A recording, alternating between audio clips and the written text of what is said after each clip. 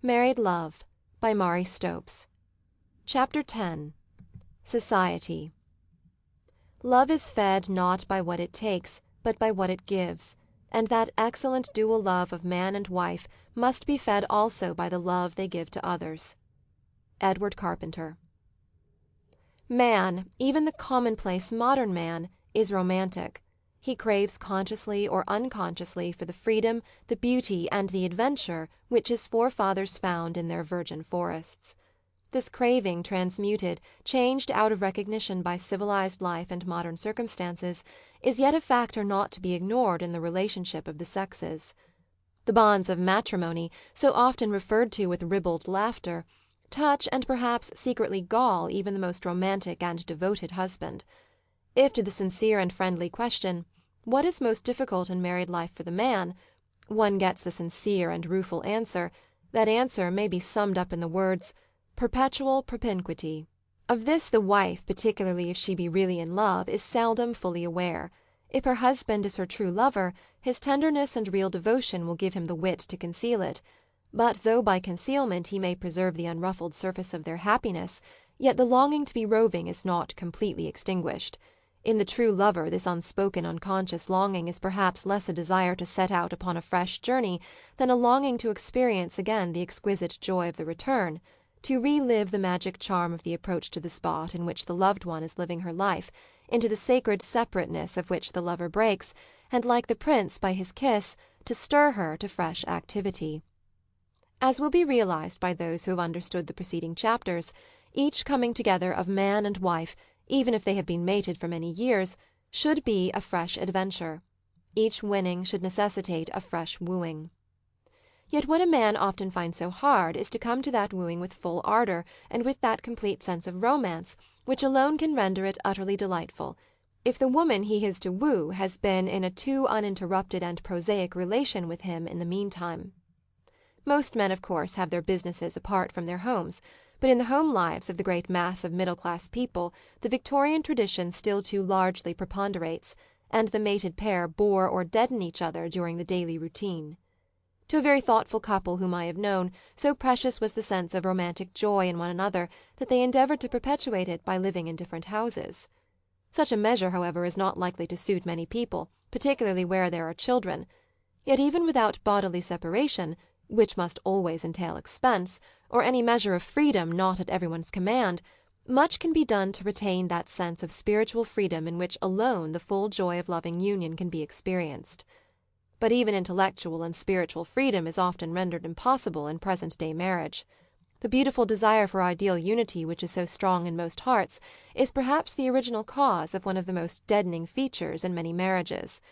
In the endeavour to attain the ideal unity, one or other partner consciously or unconsciously imposes his or her will and opinions first upon the wife or husband, and then upon the children as they grow up.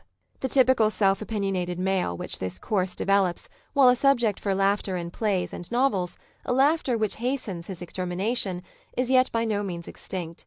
In his less exaggerated form such a man may often be an idealist, but he is essentially an idealist of narrow vision.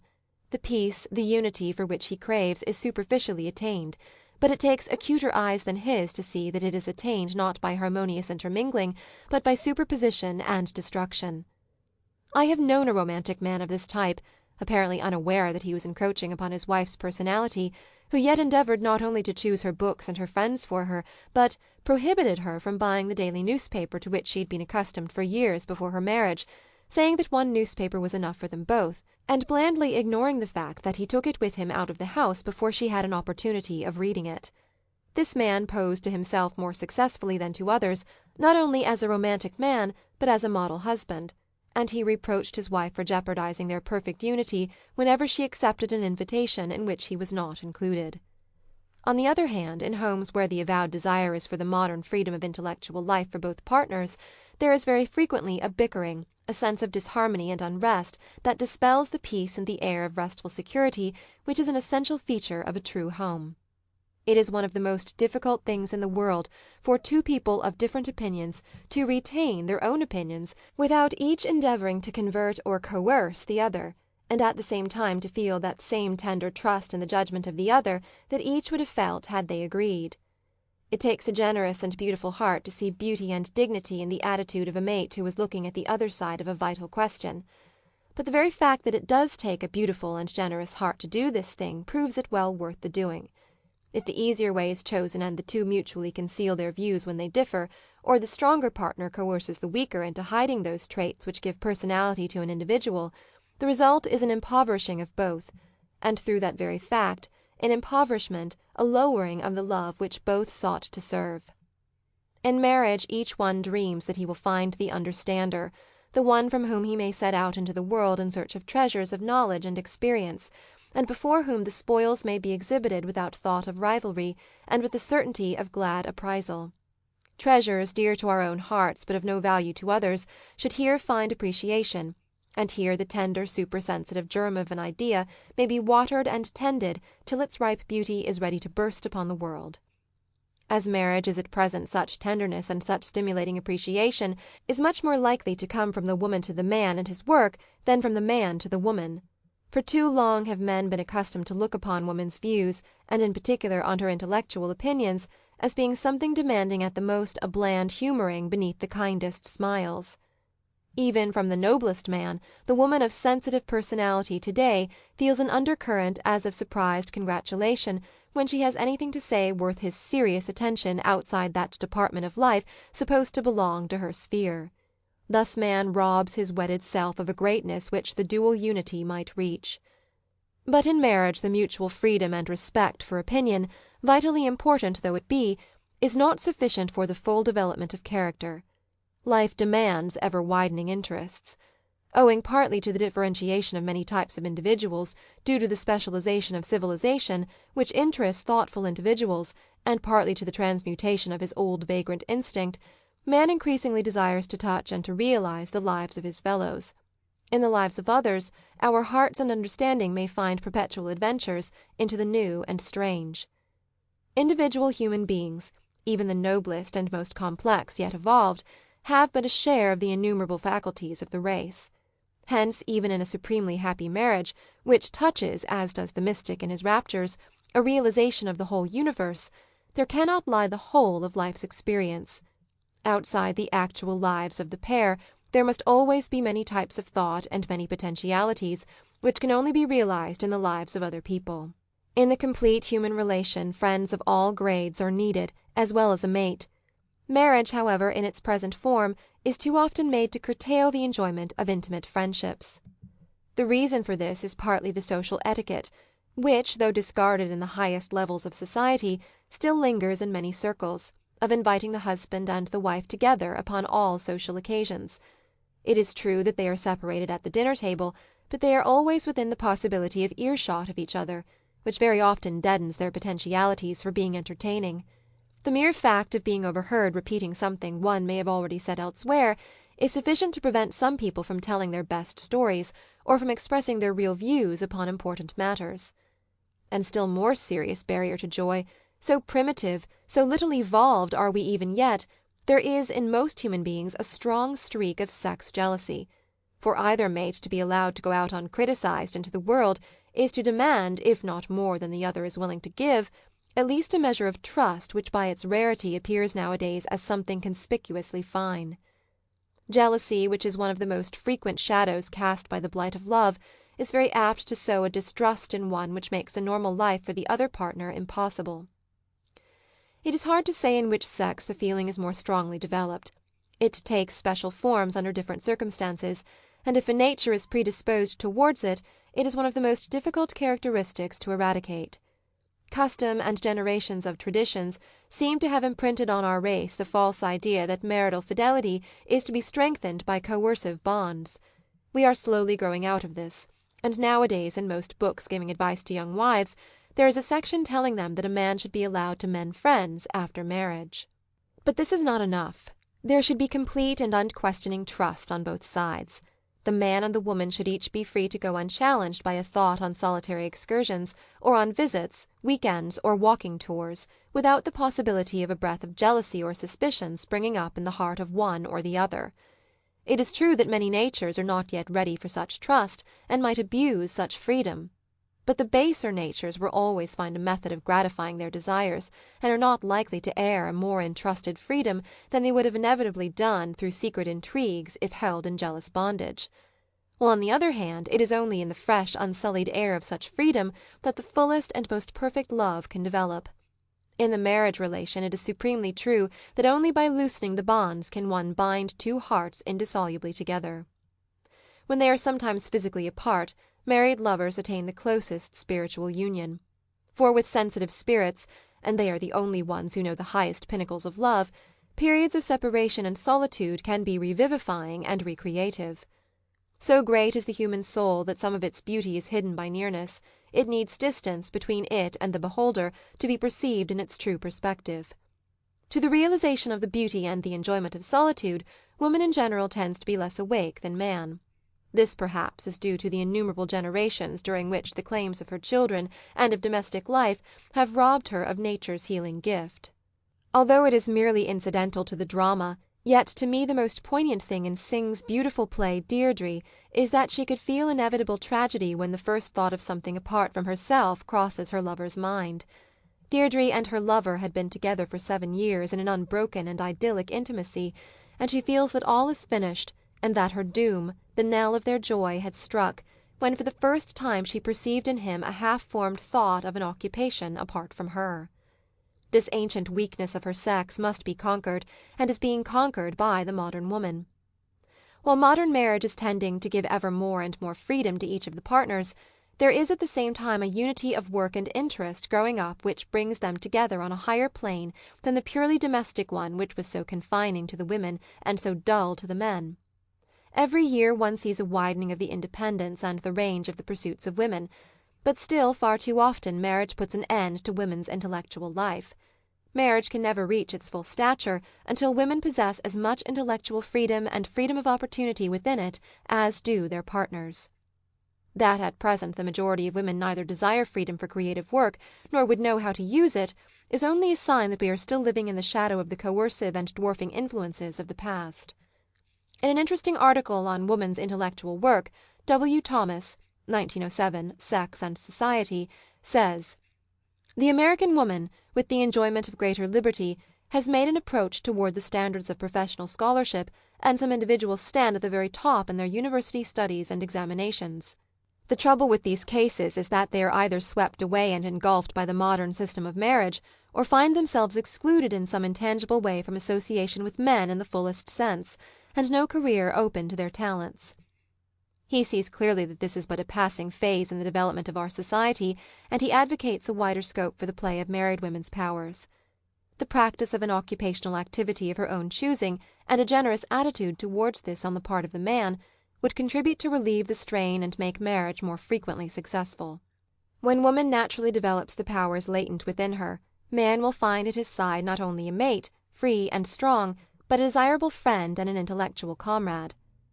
The desire for freedom, both for physical and mental exploration, and for experiences outside the sacred enclosure of the home, may at first sight appear to be conflicting and entirely incompatible with the ideal of closer and more perfect unity between the married pair. But this conflict is only apparent, though it is true that most writers have failed to realize this. Consequently, in some sections of the writing and teaching of these advanced schools there are claims only for increased freedom, a freedom to wander at will, a freedom in which the wanderer does not return to his fixed centre. On the other hand, there are those who realize principally the beauty of married unity, and concentrating on the demand for the unity and extremist stability on the part of the married pair, are very apt to ignore the enriching flow of a wide life's experiences. They try to dam up the fertilizing tide of life, and thus, though they are unconscious of what they are doing, they tend to reduce the richness and beauty of marriage. It is for the young people of the new generation to realize that the two currents of longing which spring up within them, the longing for a full life experience and the longing for a close union with a lifelong mate, are not incompatible, but are actually both essential parts of a more perfect and fuller beauty of the future that already seeks to find its expression in their lives. Ellen Key, Love and Marriage, seems to fear the widening of the married woman's life, and she writes as though the aspiration to do professional and intellectual work of a high order must dwarf and sterilize the mother in the married woman. She writes of a more northerly people, the Scandinavians, and it may be true of her countrywomen, I do not know, but it is not essentially and universally true. I am writing of the English of today, and though we also have among us that dwarfed and sterilized type of woman, she forms in our community a dwindling minority. The majority of our best women enter marriage and motherhood, or else long for a marriage more beautiful than the warped mockery of it that is offered them. As Mrs. Stetson says, Women and Economics, in the primal physical functions of maternity, the human female cannot show that her supposed specialization to these uses has improved her fulfillment of them, rather the opposite. The more freely the human mother mingles in the natural industries of a human creature, as in the case of the savage woman, the peasant woman, the working woman everywhere who is not overworked, the more rightly she fulfills these functions. The more absolutely the woman is segregated to sex functions only, cut off from all economic use and made wholly dependent on the sex relation as a means of a livelihood, the more pathological does her motherhood become. The overdevelopment of sex caused by her economic dependence on the male reacts unfavourably on her essential duties. She is too female for the perfect motherhood. The majority of our young women, I am convinced, have in them the potentiality of a full and perfected love. So, too, have the majority of our young men, for the best type of young man today is tired of polygamy. He has seen enough in his father's and friends' lives of the weariness of the sinister, secret polygamy that hides itself and rots the race under the protecting cloak of the supposed monogamy of our social system. But as things are at present in England, the young man who marries, however much he may be in love, is generally too ignorant, as has been indicated in the preceding chapters, to give his wife all her nature requires. Then, sooner or later, comes the sequence of disappointments which culminate in the longing for a fresh adventure. As one young husband said to me, "A decent man can't go on having unions with his wife when she obviously does not enjoy them, and so he is forced to go elsewhere. And they call us polygamists. We are not polygamists any longer, but marriage is a rotten failure," was his verdict. No, they are not polygamists, the finest young men of our present and the future. Most men today are not in their heart of hearts polygamists, in spite of all the outward signs to the contrary, in spite of the fact that so few of them have remained faithful to one woman. But they are ignorant of the sex laws and traditions, that sex knowledge which was the heritage of much less civilized tribes, and so they have trampled and crushed out the very thing for the growth of which their hearts are aching. Hence, secretly, for in a marriage that is at least superficially happy the man seldom does this openly, the man begins to crave for another type of society, and he goes elsewhere. Not, it is true, to find, or even in the hope of finding, what he would get from a perfect marriage, but often to satisfy in some measure that yearning for fresh experience, for romance, and for that sense of fusion with another in the romantic experience, which, even if it is only a delusion of the senses, is yet one of the most precious things life has to offer. It is hard, indeed in most cases it seems impossible, for a good woman to understand what it is that draws her husband from her. Restricted by habit and convention in the exercise of her faculties, she is unaware of the ever-narrowing range of her interest and her powers of conversation. The home life tends to become that of a fenced pond, instead of a great ocean with innumerable currents. From the restricted and fenced man's instinct is ever to escape. Man's opportunities for exploration in the cities are few, and the prostitute is one of the most obvious doors of escape into new experiences. Women feel a so righteous and instinctive horror of prostitution, and regarding it they experience an indignation so intense that they do not seek to understand the man's attitude. The prostitute, however, sometimes supplies an element which is not purely physical, and which is often lacking in the wife's relation with her husband, an element of charm and mutual gaiety in pleasure. If good women realized this, while they would judge and endeavour to eliminate prostitution no less strenuously, they might be in a better position to begin their efforts to free men from the hold that social disease has upon them. It is perhaps impossible to find the beginning of a vicious circle, but the first step out of it must be the realization that one is within it, and the realization of some, at any rate, of its component parts. Man, through prudery, through the custom of ignoring the woman's side of marriage and considering his own whim as marriage law, has largely lost the art of stirring a chaste partner to physical love. He therefore deprives her of a glamour, the loss of which he deplores, for he feels a lack not only of romance and beauty, but of something higher which is mystically given as the result of the complete union. He blames his wife's coldness instead of his own want of art. Then he seeks elsewhere for the things she could have given him had he known how to win them. And she, knowing that the shrine has been desecrated, is filled with righteous indignation, though generally as blind as he is to the true cause of what has occurred. Manifold and far-reaching, influencing the whole structure of society not only in this country, but in every country and at every time, have been the influences which have grown up from the root fallacy in the marriage relation. Then there is another cause for the dulling of a wife's bright charm, her inferior position in the eyes of the law. It is indeed a serious matter, as Jean Finot says, that under present conditions the mistress keeps certain liberties which are denied to married women. The past and its history have been studied by many, and we may leave it. What concerns the present generation of young married people is today and the future. The future is full of hope. Already one sees beginning to grow up a new relationship between the units composing society. In the noblest society love will hold sway. The love of mates will always be the supremest life experience, but it will no longer be an experience exclusive and warped. The love of friends and children, of comrades and fellow workers, will but serve to develop every power of the two who were mates. By mingling the greatness of their individual stature, they can achieve together something that, had both or either been dwarfed and puny individuals, would have remained for ever unattainable.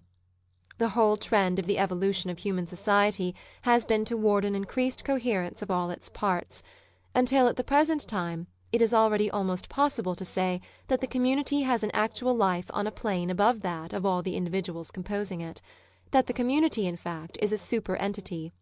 It is through the community of human beings, and not in our individual lives, that we reach an ultimate permanence upon this globe.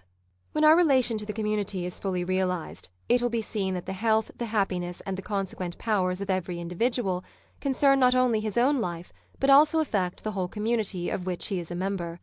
The happiness of a perfect marriage, which enhances the vitality of the private life, renders one not only capable of adding to the stream of the life-blood of the community in children, but by marriage one is also rendered a fitter and more perfect instrument for one's own particular work, the results of which should be shared by society as a whole, and in the tempering and finishing of which society plays a part.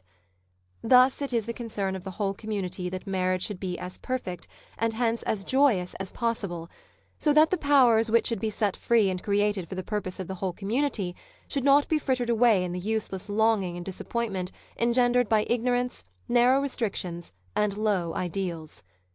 In the world the happily mated pair should be like a great and beautiful light, a light not hid under a bushel, but one whose beams shine through the lives of all around them.